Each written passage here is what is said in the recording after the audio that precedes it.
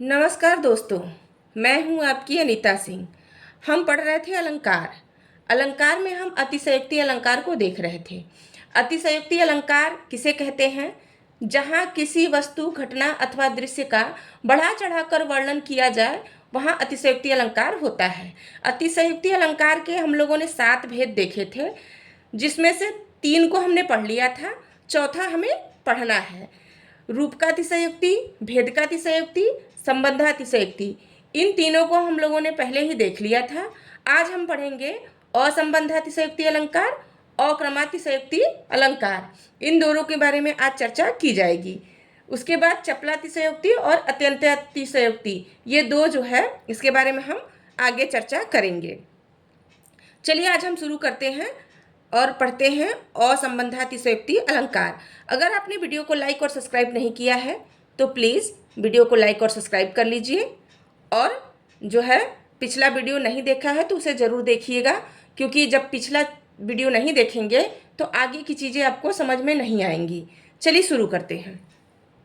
असंबंधातिशयोक्ति अलंकार, जहाँ उपमेय उपमान में संबंध होने पर भी संबंध का अभाव दिखाया जाए, वहाँ असंबंधातिशयोक्ति अलंकार होता है।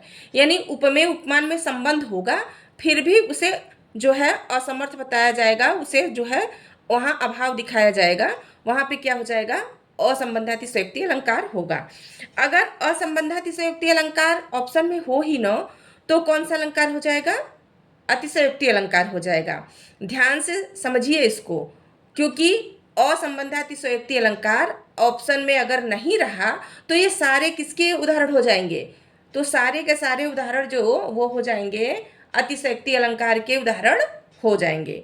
चलिए हम पढ़ते हैं। उदाहरण है, जे ही बर बाजी राम असवारा, ते ही शारदा न बरने पारा। जे ही बर बाजी, बाजी माने क्या होता है? घोड़ा। जिस घोड़े पर राम सवारी कर रहे हैं, जे ही बर बाजी राम असवारा, जिस घोड़े पर राम जो है सवारी कर रहे हैं, ते ही शारदा न बरने पारा। उस शारदा, शारदा यानी माता सरस्वती, ज्ञान की देवी कौन? सरस्वती। सरस्वती को जो है शारदा कहा जाता है। तो जिस घोड़े पर राम सवार जो है हैं, यानी जिस घोड़े पर राम सवारी कर रहे हैं, उस घोड़े की महिमा का बखान शारदा भी नहीं कर पा रही हैं। यानी यहाँ पे शारदा यानी देवी सरस्वती किसी भी चीज़ की महिमा, किसी की भी जो है गुण बताने में वो समर्थ है, लेकिन यहाँ घोड़े की महिमा का बखान नहीं कर पा रही हैं, घोड़े के गुणों का गुणगान जो है वो नहीं कर पा रही हैं। यानी यहाँ पे क्या दिखाया गया है? अभाव दिखाया गया है। संबंध होने पर भी यहाँ पे जो है संबंध नहीं बताया गया है, यानी कि उनका बखान करने से संबंध है, फिर भी उन्हें असमर्थ दिखाया गया है। इसलिए यहाँ पे कौन सा अलंकार हो जाएगा? असंबंधातिशयोक्ति अलंकार हो जाएगा। असंबंधातिशयोक्ति अगर नहीं है तो कौन सा अलंकार हो जाएगा? अतिशयोक्ति अलंकार हो जाएगा। दूसरा उदाहरण है, विधि हरिहर कवि कोविद वाणी, कहत साधु महिमा सकुचानी। विधि, विधि माने ब्रह्मा, हरि माने विष्णु, हर माने शिव जी, और कवि, कवि माने कवि, कोविद, कोविद माने होता है विद्वान, जो है विधि हरिहर कवि कोविद वाणी, वाणी माने होता है बोली, वाणी या बोलना। ठीक है। कहत साधु महिमा सकुचानी, साधु पुरुष की महिमा कहते हुए ये जो है क्या कर रहे हैं? सकुचा रहे हैं, संकुचित हो रहे हैं। यानी साधु यानी सज्जन व्यक्ति, यहाँ साधु साधु संतोष की बात नहीं है, सज्जन व्यक्ति जो सत्य बोलने वाले व्यक्ति हैं, उनकी महिमा का बखान करने में विधि हरिहर कवि कोविद कोविद, ये पांचों जो है क्या कर रहे हैं? अपने को असमर्थ पा रहे हैं। जबकि किसी भी व्यक्ति का, चाहे वो कितना भी सत्यवादी हो, ईश्वर तो उसकी महिमा का बखान कर ही सकते हैं, लेकिन यहाँ ईश्वर को भी सत्य पुरुष की महिमा का बखान करने में असमर्थ बताया गया है। सच्चे व्यक्ति की महिमा का बखान करने में ईश्वर को भी यहाँ असमर्थ बता दिया गया है, इसलिए यहाँ पे असंबंधातिशयोक्ति अलंकार होगा। तीसरा उदाहरण है, वह सजीव रचना थी युग की, पल में आकर छलकी, नहीं समाई जड़ जंगम में, छवि उनकी जो छलकी।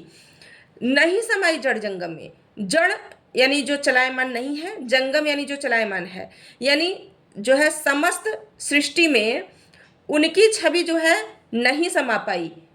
वह सजीव रचना थी, वह रचना इतनी सुंदर थी, वह रचना इतनी सुंदर थी कि युगपल में आकर छलकी, युग की पल में आकर छलकी, एक पल में ही उसकी जो है झलक जो है दिखाई पड़ने लग गई और नहीं समाई। यानी पूरे सृष्टि में उसकी तुलना करने के लिए कोई नहीं मिला। सृष्टि में उसकी तुलना जो है किसी से भी की जा सकती है, प्राकृतिक चीज़ों से उसकी तुलना की जा सकती थी, पर यहाँ पे जो है जड़ जंगम को ही असमर्थ बता दिया गया है कि उसकी तुलना किसी से की ही नहीं जा सकती। वह सजीव रचना थी। यानी यहाँ पे जो है श्री कृष्ण के सौंदर्य की, अनुपम सौंदर्य की जो है तुलना धरती पर या पूरे सृष्टि में किसी से नहीं की जा सकती। तो यहाँ पे कौन सा हो जाएगा? असंबंधातिशयोक्ति अलंकार हो जाएगा। भाई तुलना तो प्राकृतिक चीजों से की ही जा सकती थी, लेकिन किसी से उनकी तुलना न हो, इसलिए जो है असंबंधातिशयोक्ति अलंकार है। चलिए अगला पढ़ते हैं। पांचवा है आपका अक्रमातिशयोक्ति अलंकार। अक्रमातिशयोक्ति अलंकार जो है परिभाषा क्या है? जहाँ कारण एवं कार्य का एक साथ घटित होना वर्णित हो, वहाँ अक्रमातिशयोक्ति अलंकार होता है। कारण तथा कार्य एक साथ घटित हो। उदाहरण देखिए, आपको समझ में आ जाएगा। कोई कार्य जो है, जो कार्य है और कार्य को करने का जो कारण है, वो दोनों एक ही साथ घटित दिखाया जाए, तो वहाँ कौन सा हो जाएगा? अतिक्रमातिशयोक्ति अलंकार होता है। अक्रमातिशयोक्ति अलंकार। उदाहरण क्या है? वह सर इधर गांडीव गुड़ से जैसे ही भिन्न हुआ, धड़ से जयद्रथ का इधर सिर वैसे ही छिन्न हुआ। वह सर, सर यानी जो है तीर, गांडीव गुड़, गांडीव किसके? अर्जुन के धनुष का नाम था। तो गांडीव गुड़ से जैसे ही भिन्न हुआ, यानी जैसे ही अर्जुन ने तीर चलाया, वैसे ही जयद्रथ का सिर जो है धड़ से अलग हो गया। अब जो है जयद्रथ एकदम पास तो खड़ा था ही नहीं, दूर खड़ा था, और जो है तीर जो है धनुष से जब निकला तो 1 सेकंड, 2 सेकंड या 10 सेकंड या 1 मिनट जाने में तो कुछ ना कुछ समय लगेगा ही लगेगा। यहाँ पे बता रहे हैं कि अक्रमातिशयोक्ति यानी कारण एवं कार्य एक साथ घटित होना जहां पाया जाए, वहां कौन सा होता है? अक्रमातिशयोक्ति अलंकार होता है। तो यहाँ बता दिए कि जो है गांडीव गुड़ से, सर यानी धनुष से जैसे ही तीर निकला, वैसे ही तुरंत एक तरफ जो है तीर निकलता है और दूसरी तरफ क्या होता है कि जयद्रथ का सिर जो है वो धड़ से अलग हो जाता है। यानी कार्य और कारण दोनों एक साथ हो रहे हैं। कार्य क्या हो रहा है? जयद्रथ का जो है सिर धड़ से अलग हो रहा है, और कारण क्या है उसका? जो है गांडीव गुड़ से यानी जो है धनुष से तीर निकलना। तो कार्य और कारण एक साथ घटित हो रहा है, वहाँ यहाँ पे क्या हो जाएगा? अक्रमातिशयोक्ति अलंकार हो जाएगा। अगर अक्रमातिशयोक्ति अलंकार नहीं है तो अतिशयोक्ति अलंकार हो जाएगा। इसका अगला उदाहरण है, बानासन ते रावरे बान विषम रघुनाथ, 10 सिर सिरधर ते छूटे दीव एक ही साथ।